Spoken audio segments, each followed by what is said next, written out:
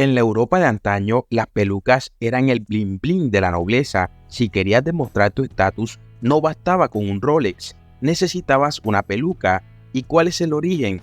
Pues resulta que Luis XIV, el rey francés, tenía más calvicie que dignidad, así que en lugar de aceptar su destino, decidió convertir la sífilis y la falta de cabello en una tendencia, y boila, nació la moda capilar más contagiosa de la historia. Durante 2 siglos, las pelucas arrasaron en Europa.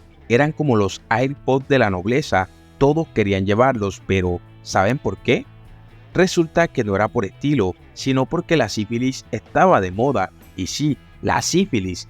Así que en lugar de tratarla, la gente decidió cubrir sus estragos con pelucas, y así nació el peinado más contagioso de la historia. En el siglo XVI, la sífilis era como el influencer de las enfermedades.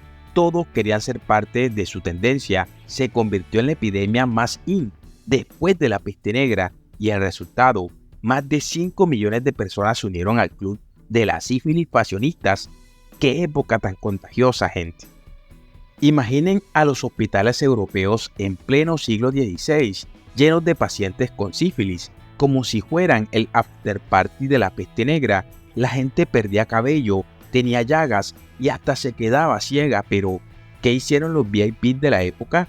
Se pusieron pelucas. Sí, porque la calvicie por sífilis era el nuevo look de la nobleza. Así que si ves a Luis XIV con su peluca, ya saben por qué. Imaginen la escena: nobles con pelucas, llagas y un aroma a lavanda que podría rivalizar con un spa. Resulta que las pelucas no solo ocultaban la calvicie, sino también el olor a sífilis. Así que si te cruzabas con alguien perfumado en el siglo XVI, probablemente llevaba una peluca, y eso sí que es estilo con olfato. Imaginen a Luis XIV, el rey de Francia, en plena crisis capilar a los 17 años, y no era sífilis, sino la genética la que le jugaba sucio. ¿Y cuál fue su solución?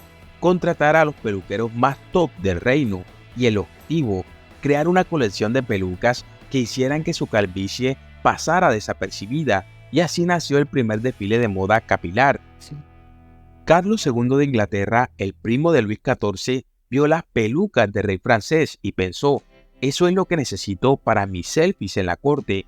Así que como buen influencer aristocrático, se unió a la tendencia. Pronto las pelucas se propagaron por Europa más rápido que un meme viral. Pero atención, el precio también se disparó. Eran más caras que un unicornio con diamantes. Las pelucas, como los trajes de diseñador o los látex con leche de unicornio, seguían la regla de es más es más. Cuanto más encaje, rizos y pomposidad tenía la peluca, más costosa se volvía. Era como si dijeran: mi cabello falso es más caro que tu hipoteca. Y así, las pelucas pasaron de ser un simple accesorio a un símbolo de estatus social. La nobleza estaba literalmente cubierta de lujos. Imaginen la Revolución Francesa, la nobleza en decadencia, los plebeyos enojados y las pelucas en el banquillo de los acusados. Resulta que se convirtieron en el símbolo de la corrupción y el lujo excesivo. Pero eso no es todo. Después de la Guerra de Independencia Americana, las pelucas también se ganaron el título de traidoras. ¿Por qué? Porque se codeaban con Gran Bretaña y la corona inglesa.